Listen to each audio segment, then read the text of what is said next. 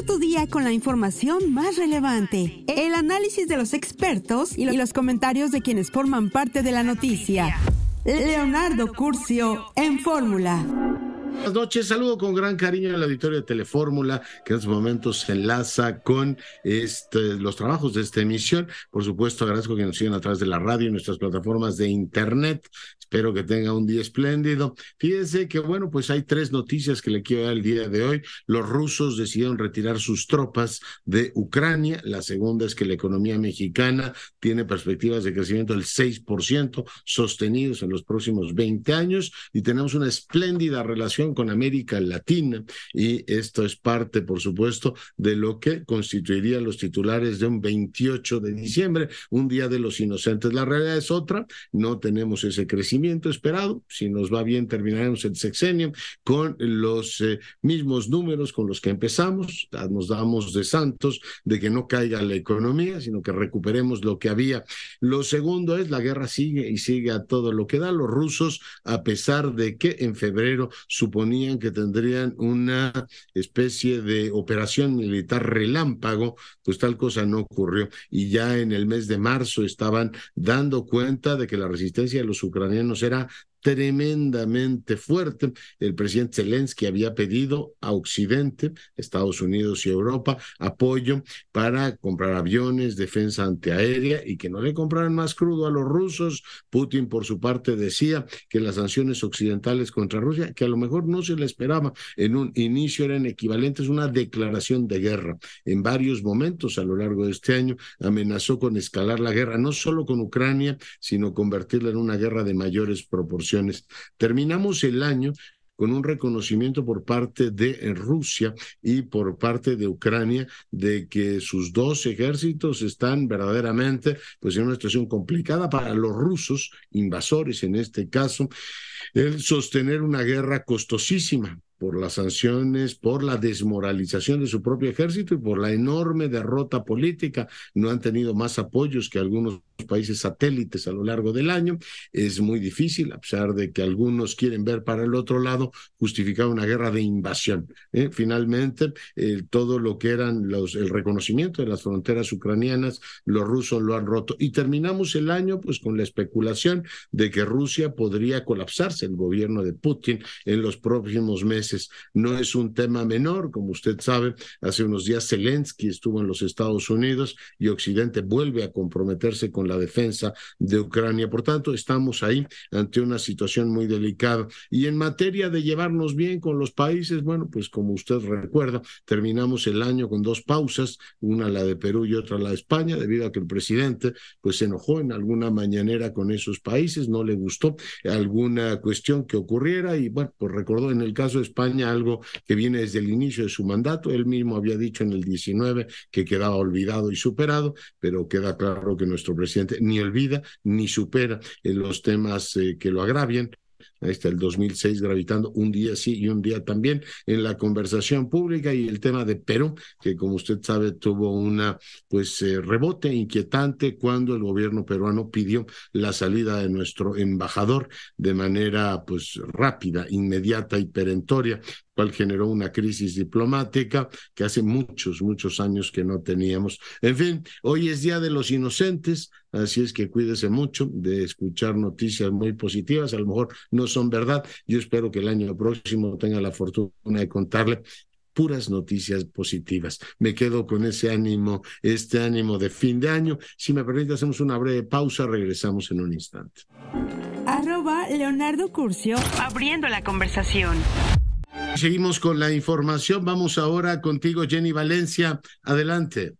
La inflación en 2022 fue un dolor de cabeza no solo para México, sino para el mundo entero debido a la escalada de precios que trajo la escasez de insumos, semillas, productos agropecuarios a causa no solo de la pandemia, sino también del conflicto bélico. La inflación en México empezó el 2022 con una acelerada tendencia al alza, pues arrancó en 7.07%, por lo que el gobierno federal, con la pretensión de controlarla, en febrero determinó otorgar por primera vez el estímulo fiscal de 100% al IEPS, a la gasolina magna, semanas después al diésel y más tarde a la gasolina premium, también con la intención de contener el incremento en los precios de la canasta básica. El 4 de mayo, el presidente Andrés Manuel López Obrador instrumentó el paquete contra la inflación y la carestía para garantizar precios justos en 24 productos de la canasta básica. Sin embargo, no se logró lo esperado, pues en la primera quincena de julio la inflación rompió la barrera del 8% al ubicarse en 8.16% a tasa anual, un nuevo máximo no visto desde la primera quincena de enero del año 2001, lo que pegó duramente al poder adquisitivo de la población. A las amas de casa ya no les alcanzó para el mandado. Y tomate, cebolla, carne,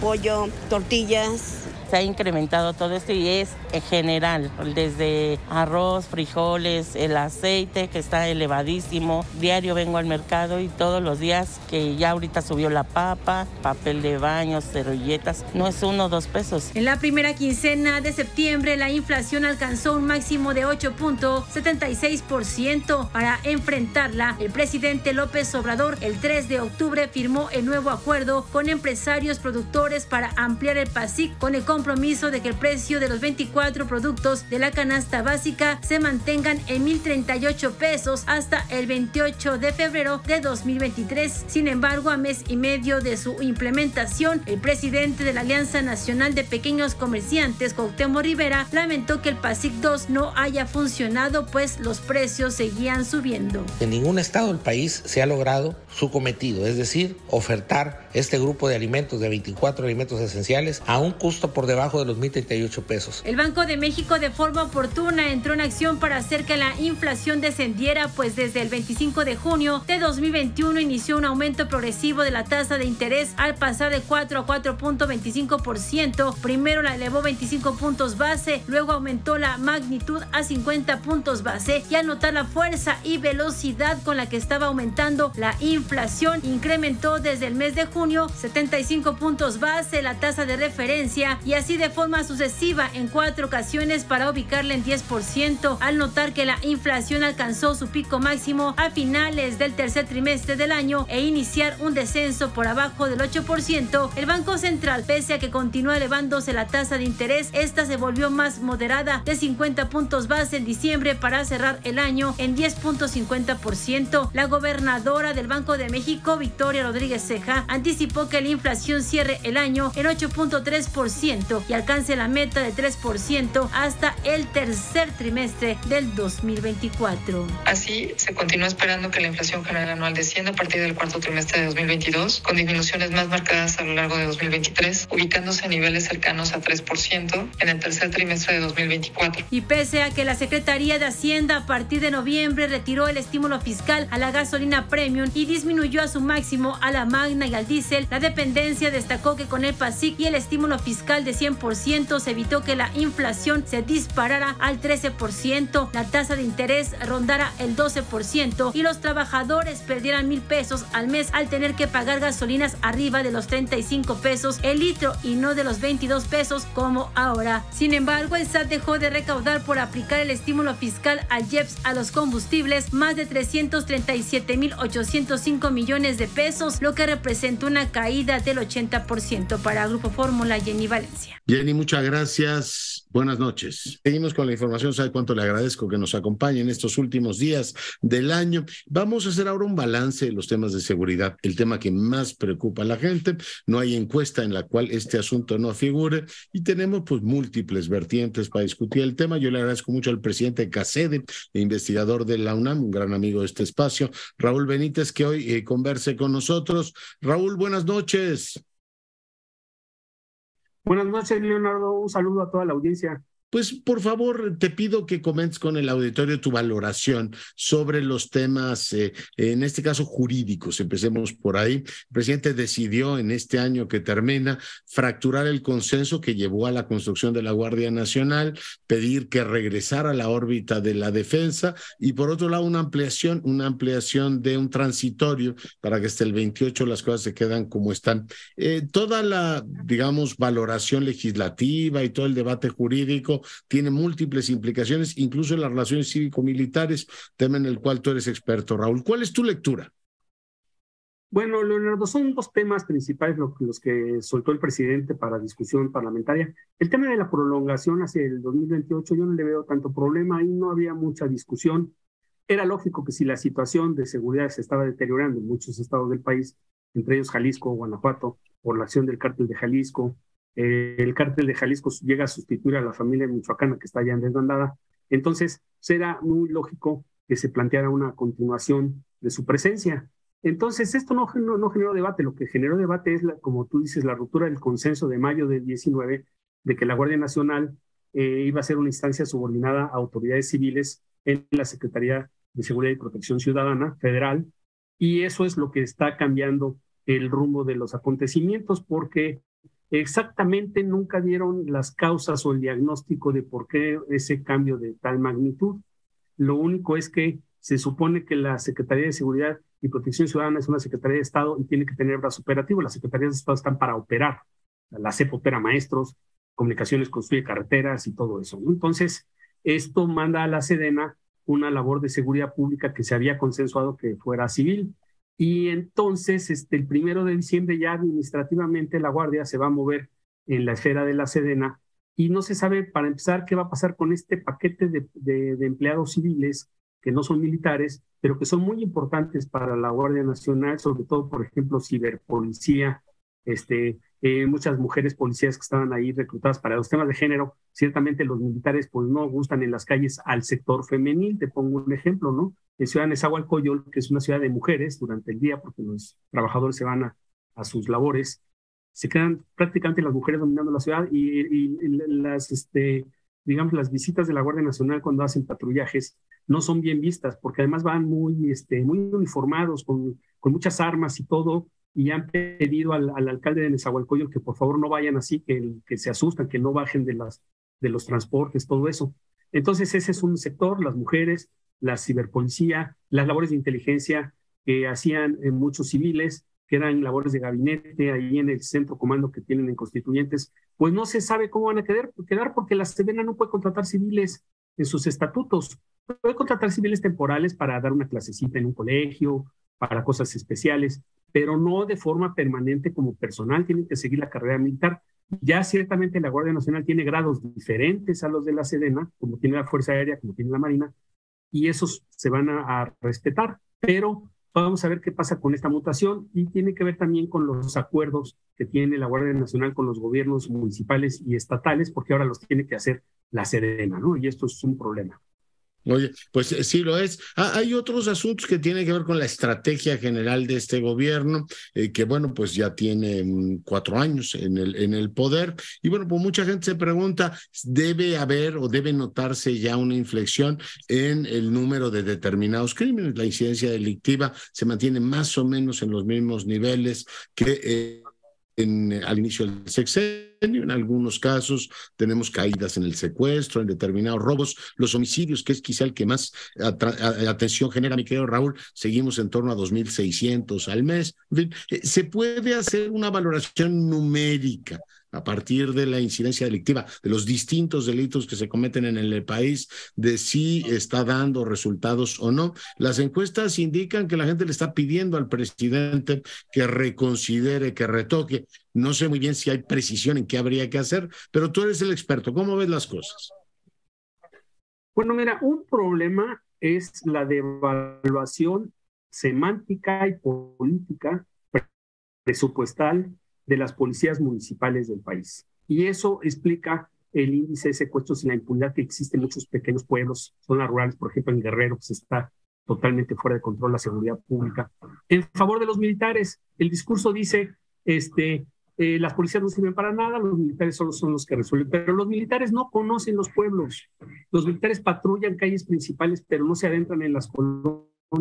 Incluso muchos miembros de la Guardia Nacional recurren a los propios policías municipales para que les redacten las carpetas de investigación, porque ellos no están profundizados en las labores policíacas. Esto hace que la tasa de secuestros está casi fija en cifras que van de 32,000 a 34,000 desde que subió el presidente, y que ni siquiera con el encierro de las gentes en el COVID 2 años la bajó. Entonces se paralizaron muchas actividades económicas, excepto la criminal. las organizaciones criminales aprovecharon para hacer sus ajustes, entre ellos sus ajustes de cuentas, pero la violencia siguió y hay estados que están muy rebasados como Zacatecas, Jalisco, Guanajuato, han subido mucho los índices. Hay otros estados donde se han bajado incluso un poco. Afortunadamente el casco central del país, que es Estado de México y Ciudad de México, está más bajo. Ahí hay más policías civiles. Por ejemplo, son dos de las entidades donde no hay militarización. La Secretaría de Seguridad Pública y Civil, en ambas entidades, son fuertes muchas policías municipales, la Policía Central de la Ciudad de México y las policías municipales de alrededor de 20 municipios son muy fuertes, Nezahualcóyotl, Ecatepec, Naucalpan, todos esos municipios tienen policías civiles y no hay militares. Entonces, esto habla de que los civiles saben hacer las cosas cuando hay recursos, cuando se les da impulso y cuando no se les devalúa. En cambio, otros estados pues están en una situación muy crítica, ¿no? Y se ha usado, por ejemplo, en el Estado de México y la Ciudad de México, la tecnología, la inteligencia tecnológica, las cámaras, todo esto. Esto es labor de civiles. Estos son los C4 donde hay civiles trabajando y no precisamente militares. Entonces, esto podría ser un ejemplo para el resto del país, que el centro del país, el lugar donde se produce la mayor parte del Producto Interno Bruto, 40%, donde viven casi 30 millones de personas, está resguardado por civiles, no por militares, y funciona. Ya. Entonces, esto no es así en Michoacán, Guerrero, Jalisco, etcétera, ¿no? Sí, es interesante lo que dices. El número de delitos, hablamos de los muertos de Calderón, los muertos de Peña Nieto, los homicidios siguen en torno a 2,600 al mes y ahí están los números. ¿Qué lectura tienes de eso, considerando que el presidente los homicidios desde que llegó que no hay guerra contra el narco ni hay confrontación contra las organizaciones criminales? Raúl. Tú me hablas de los homicidios, están flat, o sea, ni suben ni bajan, pero deberían de haber bajado. Y además, si hay una estrategia nueva, pues ya debería demostrar resultados después de 4 años, ¿no? Se implementó en el 19, pues ya 19, 20, 21, 22. ¿Y no aquí cómo se explican si en principio no hay guerra? O sea, se dice que ya no hay confrontación con las organizaciones criminales. Raúl. Yo estoy de acuerdo con el gobierno en el uso abusivo de la palabra guerra. No es una guerra, son conflictos con un montón de bandas criminales. Hace poco el periódico El Universal sacó un mapa del crimen organizado hecho precisamente por la Secretaría de la Defensa Nacional, donde habla de más de 300 grupos medianos, 7 grupos grandes y 300 grupos medianos. No tienen mandos centrales los criminales, usan armas de muy distinto tipo, pues son criminales, no son soldados de otro ejército. Entonces, es un problema gravísimo de seguridad pública y el no llamarle guerra sirve a decir, bueno, pues entonces tiene que ser atajado con policías civiles, con policías municipales, con policías estatales. Y el llamarle guerra evoca solo se puede usar el ejército. Ahora, la Marina y el ejército sí hacen cosas bien, no es que no lo hagan. La Marina tiene sus grupos de élite, la Infantería de Marina, a pesar de que ha habido problemas en algunos casos, como en Tamaulipas, es un cuerpo muy profesional. El ejército también tiene fuerzas especiales muy profesionales. Esto de Guacamayas ha demostrado que el ejército tiene muy buena inteligencia, o sea, tiene la radiografía del país. O sea, no es que no se sepa dónde están.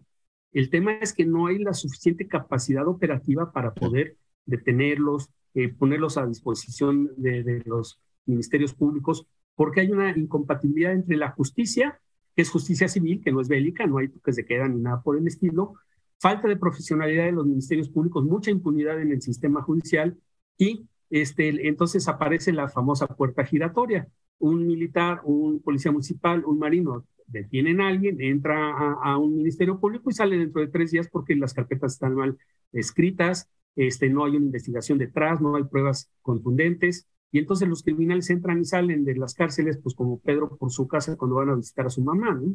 Literalmente. Oye, 3 temas más te pongo sobre la mesa, todos ellos de enorme calado. El asunto Guacamayas, que creo que es muy interesante, el asunto de las relaciones cívico-militares y las nuevas misiones que el presidente le está poniendo, incluidas la operación de una línea aérea para el año próximo, y está el tema del entendimiento bicentenario. Guacamayas. ¿Queda ya, digamos, la herida cerrada, cicatrizada, después del escándalo que tuvimos, Raúl? Seguimos sin tener claro quién, o sea, de dónde vino ese ataque que exhibió, en este caso al ejército mexicano, ocurrió en varios otros países de América Latina. Guacamayas, Raúl.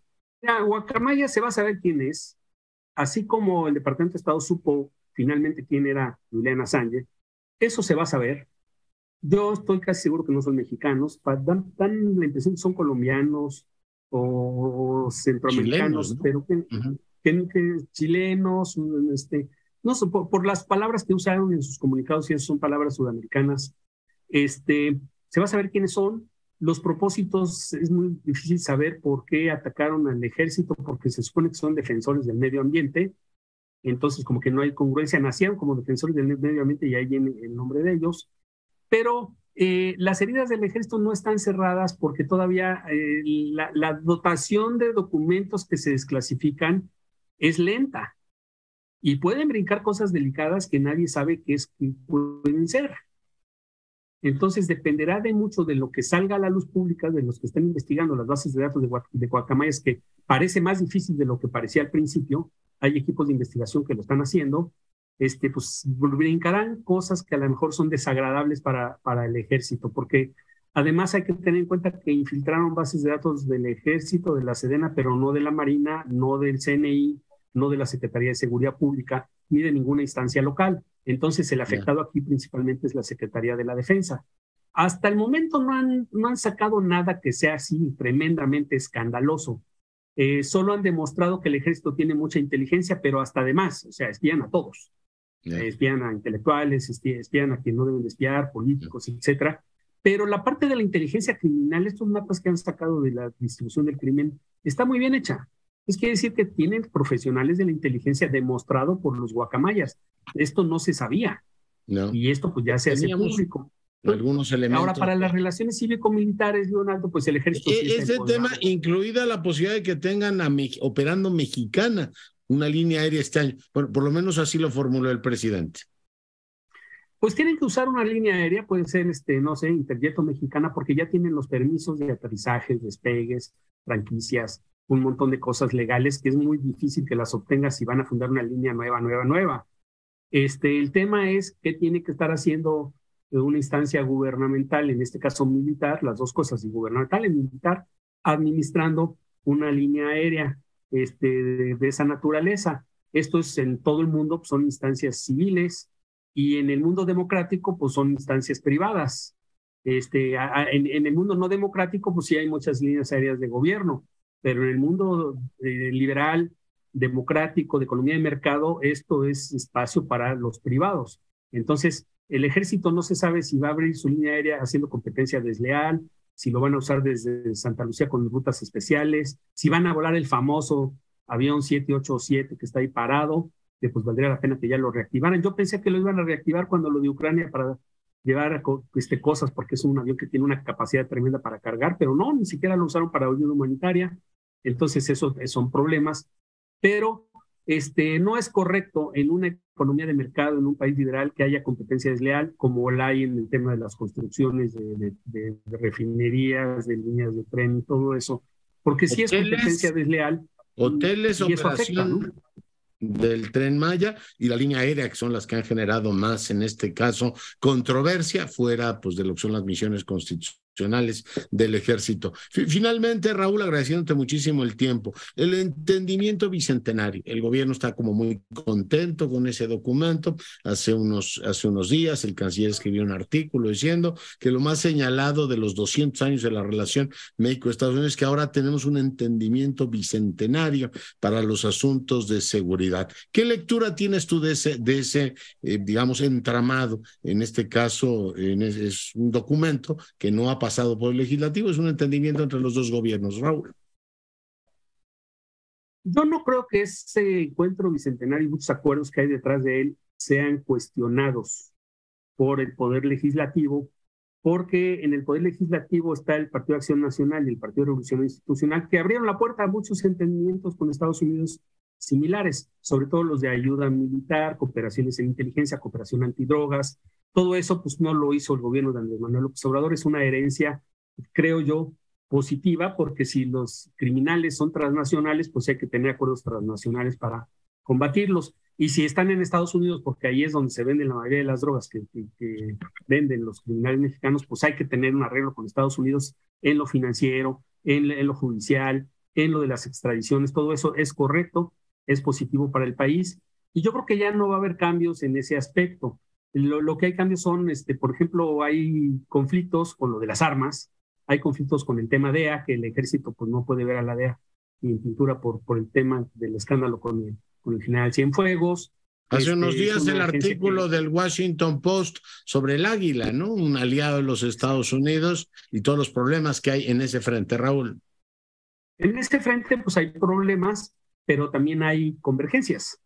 Eso es lo lógico en una relación súper compleja, y en la relación de seguridad pues, es más compleja todavía, porque estamos amenazados por el narcotráfico y Estados Unidos tiene muchas herramientas que pueden ayudar a México. Ahora, a mí me gustaría que el entendimiento bicentenario superara el narco, que solo fuera narco. Pues no, tiene que haber muchas otras cosas, por ejemplo, ciberseguridad, espacio, tecnologías espaciales, que son las cosas del futuro, estratégicas, que no están contempladas en las cooperaciones entre México y Estados Unidos actuales, en parte porque México tiene mucho atraso tecnológico en todo esto, y en parte porque Estados Unidos no confía mucho en algunas cosas en el aparato público mexicano y se concentra en lo que les interesa a ellos, que es sus muertos, sus 100,000 muertos, y combatir a los carteles de la droga. Yo creo que la debilidad del encuentro bicentenario es que está muy focalizado en drogas. La cooperación tiene que ser muy superior a eso. El tema digamos, del Congreso es que es un acuerdo entre los ejecutivos de México y Estados Unidos, y a diferencia de lo que ocurre con el TEMEC, que pasa, institucionaliza vía legislativo, aquí es cómo van efectivamente entendiéndose cada una de las administraciones, con lo cual es inestable o está ligado a la vida de las dos administraciones. ¿En qué es mejor o en qué es peor que Mérida? Porque el gobierno tenía, el de México, por razones políticas que nos quedan claras, como un gran interés en decir, esto es mucho mejor que Mérida, además es mucho más evolucionado y equitativo. ¿Cuál es tu punto de vista comparando los dos instrumentos, Raúl? Bueno, Mérida era un captador de recursos, o sea, Mérida al principio era mucho equipo que se necesitaba, por ejemplo, helicópteros, entrenamientos. Mérida primero entrenaba militares, luego empezó a entrenar personas del Poder Judicial. Tenía una cara social Mérida, la construcción de comunidades y de hacerlas resilientes al crimen, programas sobre la juventud, la Agencia Internacional para el Desarrollo estaba dentro de Mérida. No cambia mucho la cosa con Mérida, lo que pasa es que cambia la metodología. Ahora el encuentro bicentenario es trabajo sectorializado, defensa con defensa, justicia con justicia, vacunas con vacunas, frontera con frontera. Por ejemplo, que puedan suceder cosas como sucedió con la cooperación con las vacunas es muy importante, y eso pues es notablemente, eso nadie lo está cuestionando, al revés, todo el mundo lo está aplaudiendo, y qué bueno que sucedan esas cosas. Cuando, por ejemplo, Estados Unidos adelantó campaña de vacunación para jóvenes en la frontera norte, dando vacunas de una dosis Johnson & Johnson a los jóvenes en toda la frontera, eso es muy positivo, y en ese frente hay potencialidades. De que va a haber conflictos, que va a haber la parte débil siempre resguarda soberanías y reclama soberanías. La parte fuerte dice, no juegues con la soberanía, es más importante la seguridad. Entonces el tema entre seguridad y soberanía siempre va a estar en el discurso flotando, de que no se metan más allá de lo que yo quiero, que no se metan hasta la cocina, que la DEA no entre, que sí entre. Esos van a ser debates, y México va a estar diciéndole a Estados Unidos, quiero que tú controles las armas. Estados Unidos no puede controlar las armas porque su democracia sí es muy fuerte, y ahí es la cosa estado por estado. Por ejemplo, en Texas se pueden vender todas las armas que tú quieras del planeta, en California no, pero Texas es la principal frontera, y entonces ahí estamos fundidos, porque Texas está gobernado por ultraconservadores trumpistas. Entonces, y eso no es remedio, eso no lo puede cambiar el presidente Biden, ni yendo a bailar a Chalma, ni aunque venga a la Basílica de Guadalupe, puede cambiar su sistema político, porque la democracia de Estados Unidos es fuerte. Ni yendo a bailar a Houston. Mi querido Raúl, te agradezco mucho la conversación. Un saludo, Leonardo, y felicidades de feliz año, mi querido amigo. Gran abrazo. Raúl Benítez, presidente CACEDE, académico de la UNAM, para fortuna nuestra, hoy conversando con usted. Pausa, volvemos. Leonardo Curcio. Días, quiero decirle que he leído un libro sumamente interesante, extraordinariamente bien documentado. Se titula 100 años de espías y drogas, la historia de agentes antinarcóticos de Estados Unidos en México, y su autor, Carlos Pérez Ricarte, está hoy con nosotros. Doctor, bienvenido. ¿Qué tal, Leonardo? Muy contento de estar contigo. Muchas gracias. Oye, hemos oído por, digamos, documentación periodística, por series, la imaginación popular y la propia experiencia nos sugiere que los agentes norteamericanos, en este caso, que se han dedicado a la persecución del tráfico de drogas, bueno, pues operaban en nuestro país. Pero tú has hecho un trabajo enorme, yo quisiera que empezáramos la conversación por ahí, por documentarlo a partir de archivos. Y te has sumergido en los archivos de la DEA, que nace allá a principios de los 70, pero también en sus antecedentes para documentarlo como quizá no lo había hecho nadie, Carlos. Bueno, muchas gracias. Es un libro de divulgación, el que tienes en tus manos, 100 años de espías y drogas, pero es resultado de un trabajo académico, de una tesis doctoral, de 10 años de investigación, de muchos meses en los archivos allá en Nara, en Washington, de muchos testimonios tomados a exagentes, agentes, a policías. Un trabajo de investigación como el que no creo que había sobre estos agentes y su operación en México y en América Latina. Y creo que presenta una contribución a dos áreas de estudio. Una, a la relación bilateral México-Estados Unidos. Sabemos algo más de un actor importante, que es la DEA, un actor del que sabíamos más bien poco. Y también a la gran historia, o a longue durée, la gran historia de la guerra contra las drogas.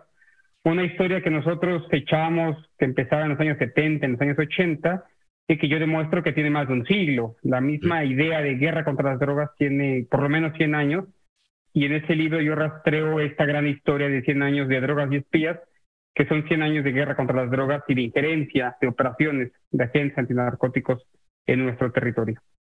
Oye, en el pasado, bueno, Luis Astorga y otros han trabajado esto. Yo no tenía tanta claridad hasta que leí tu libro, creo que tiene muchos aportes muy novedosos, que por ejemplo eran los cónsules norteamericanos, ya me ubicarás tú, el momento en el cual esto ocurre, los encargados de trabajar precisamente en el combate a las drogas, que venían agentes para el decomiso y que trabajaban fundamentalmente, Carlos, con las policías, especialmente de los municipios fronterizos.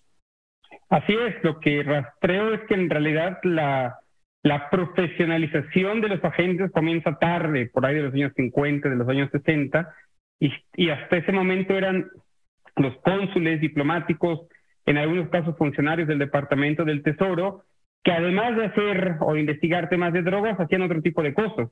Y es bastante sugerente que estuvieran enclavados justamente o en el Departamento de Estado o en el Departamento del Tesoro, porque su función era más bien recaudatoria. Y vemos cómo esa profesión va cambiando hacia un ámbito de la seguridad. El agente de la DEA de 2022 nada tiene que ver con el agente que se encargaba de temas de drogas en 1920, en 1930. Y un poco este periodo me baso pues en archivos de estos propios cónsules.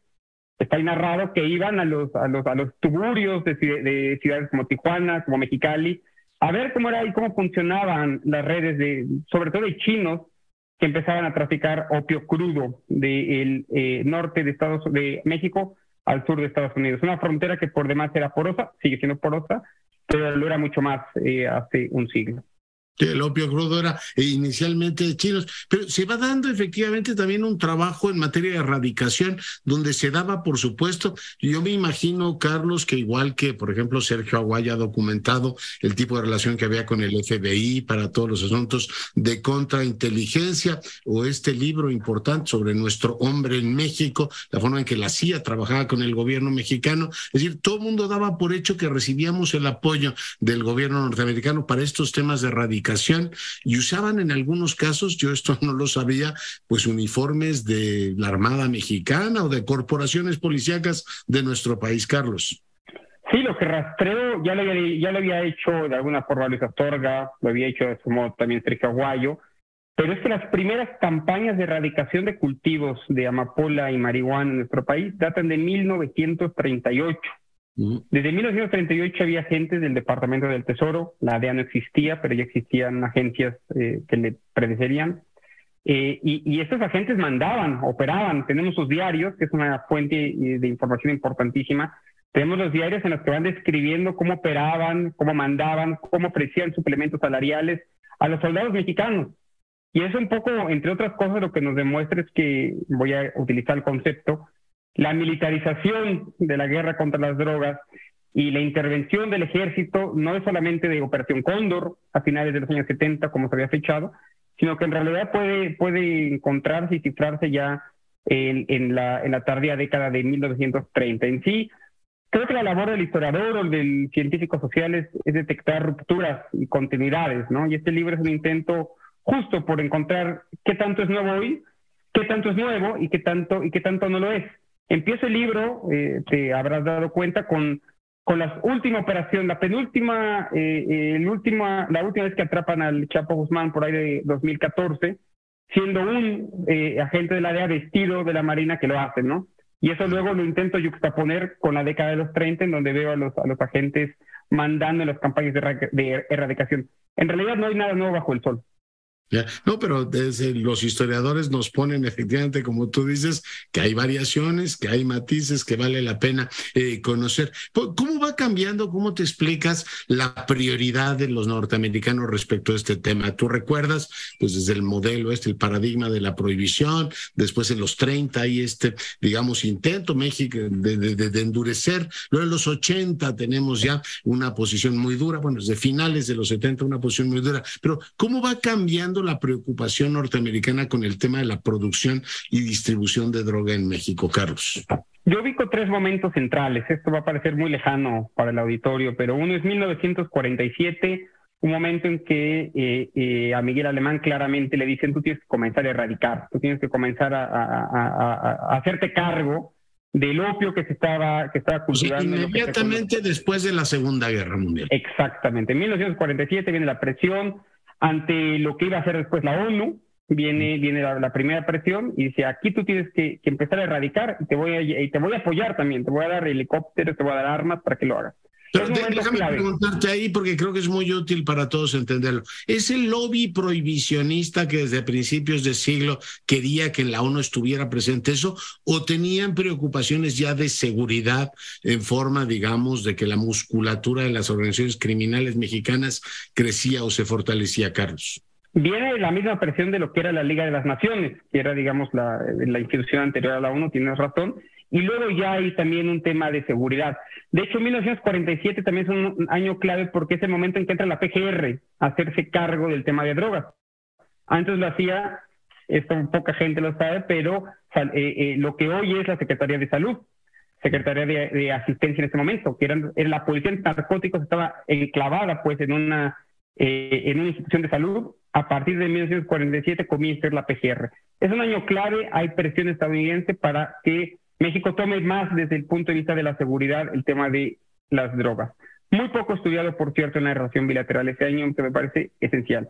El segundo momento, y es más conocido para todos, 1969, Operación Intercepción, la orden que viene por parte de también una agencia predecesora de la DEA, de cerrar la frontera entre México y Estados Unidos. Por varios días, un par de semanas, se cierra completamente la frontera y comienza también un intercambio masivo de dinero, de armas, de helicópteros, que luego va a derivar en los años 70 en las grandes operaciones antinarcóticos, ¿no? Un año también crucial, Operación Intercepción 1969.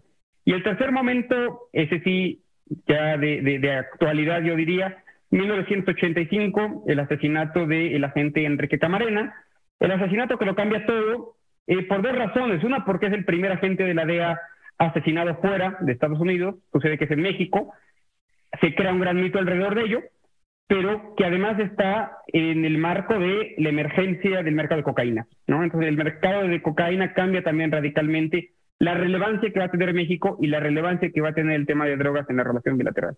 Ya, oye, que es actual, pero tiene 37 años. Está completamente resuelto ese tema. Tú abres con eso y recuerdas, bueno, las hipótesis que se siguen manejando. Si era parte de una operación así como de Irán contra, es decir, financiarse ilegalmente, que respondería al modelo que ya antes te decía, que describió Sergio Aguayo y otros, diciendo, a ver, las agencias de seguridad norteamericanas se entendían con sus contrapartes como escondiendo sus pecadillos, ¿no? Usted persiga, le decían a la DFS, haga la contrainteligencia o el anticomunismo, yo lo dejo que haga negocios con la droga, no me parece tan grave. Es decir, en los 80 podríamos estar ante un modelo así y explicar que la muerte de Camarena fue por un acuerdo, es decir, que las propias agencias de inteligencia norteamericana lo hayan liquidado, como sugieren versiones que hoy están muy de moda en series televisivas y en libros, o la versión anterior, o sea, que lo mataron los cárteles mexicanos, es la correcta. Carlos, ¿eso está zanjado históricamente?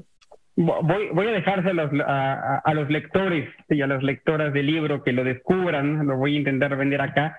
Lo que sí les digo es que está la explicación, yo creo, perdón que lo diga acá, más completa sobre el asunto.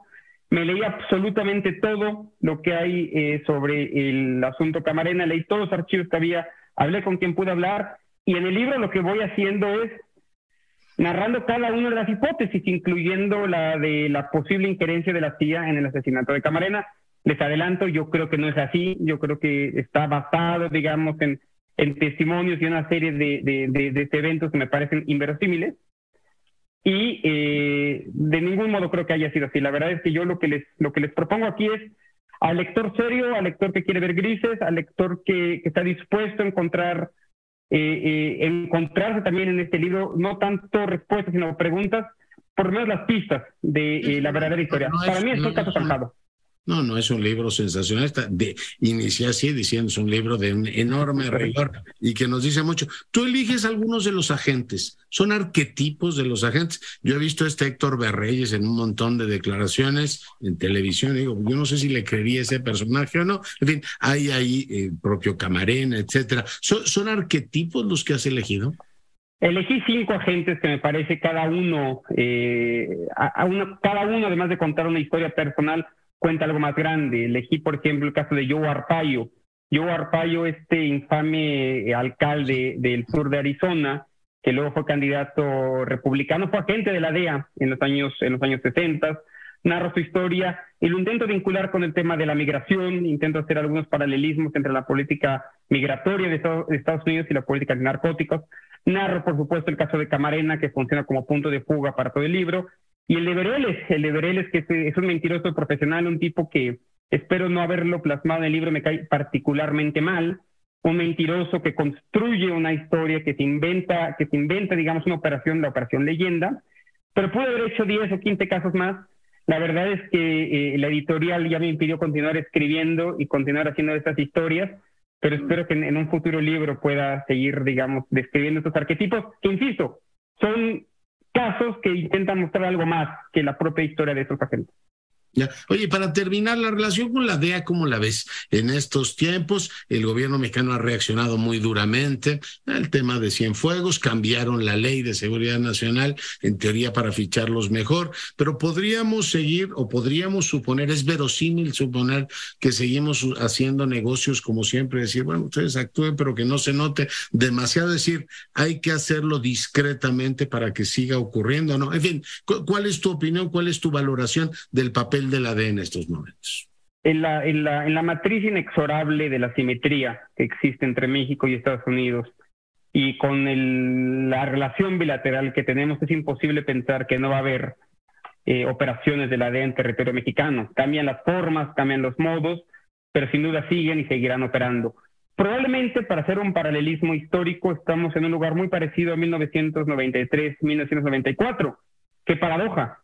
El gobierno de Salinas de Gortari con el gobierno de López Obrador, los dos momentos que yo puedo identificar como el peor momento de relación bilateral en temas de seguridad entre agencias antidrogas y el gobierno mexicano. No quiere decir que el peor momento de la relación bilateral en su conjunto, pero sí, digamos, en clave seguridad. 1992, el caso del secuestro del médico Álvarez Machain por parte de gente pagada por la DEA, los famosos gansos salvajes, que eran policías de Guadalajara contratados por un agente de la DEA, que a punto estuvo de derrumbar la negociación del Tratado de Libre Comercio. Hoy tenemos también entre la DEA y el gobierno de México pues más problemas, digamos, que certezas. Todo eso está perfectamente bien documentado. Estamos ahí en un momento difícil en la relación bilateral. No sé, termino con esto, no sé si es mala noticia tener una relación difícil con la DEA. Yo creo que es una buena noticia tener una relación difícil con la DEA. Oye, ¿pero sigue siendo cierto o es una leyenda esto de que gran parte de lo que ocurre, todo lo que tiene que ver con inteligencia táctica y operativa, México depende de la DEA? Es una verdad a medias, no es la única agencia ni mucho menos, es una de 13 agencias que se dedican a temas de drogas. México ha creado algún sistema de inteligencia propio, pero sí es verdad que mucho de lo que pasaba, sobre todo en los últimos sexenios, tenía que ver directamente con la DEA. Oye, y una curiosidad de historiador, repito, yo creo que es un libro que hay que leer porque documenta efectivamente la historia de estos agentes antinarcóticos, no como uno supone, intuye, sino como ocurre efectivamente el funcionamiento de estos agentes. ¿Los archivos norteamericanos están saludables o están muy testados, como se dice ahora, muy censurados, muy efectivamente recortados? Carlos.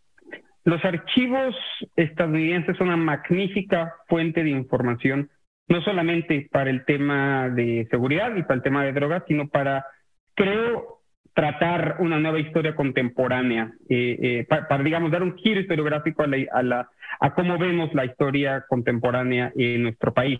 Particularmente esos archivos que yo revisé en NARA, en National Archives, allá en Washington, que fueron revisados previamente por Luis Astorga, por el mismo Sergio Aguayo, por otra gente, son impecables y nos dicen mucho más de México de lo que creemos, nos dicen mucho más de la relación entre México y Estados Unidos de lo que creemos, y yo creo que es una fuente inagotable de información. Son muy interesante tu libro, de verdad te felicito. Además cumples cabalmente con la función del historiador, ¿no? Es decir, estudiar el pasado para entender cómo llegamos o entender mejor el presente que hoy tenemos. Carlos, pues muy agradecido por el enlace. Leonardo, te agradezco, sobre todo tú que eres un tan conocedor de la relación bilateral, te agradezco las palabras y estoy a tu disposición y a la de tu auditorio. Muy amable, pues ahí lo tiene Carlos Pérez Ricart, autor de este libro, de verdad vale muchísimo la pena, un libro muy documentado, es la historia de los agentes antinarcóticos de Estados Unidos en México, 100 años de espías y drogas. Con esto nos vamos, yo soy Leonardo Curcio, a nombre de todo el equipo, le agradezco su compañía, siga nuestras frecuencias y sea rabiosamente feliz.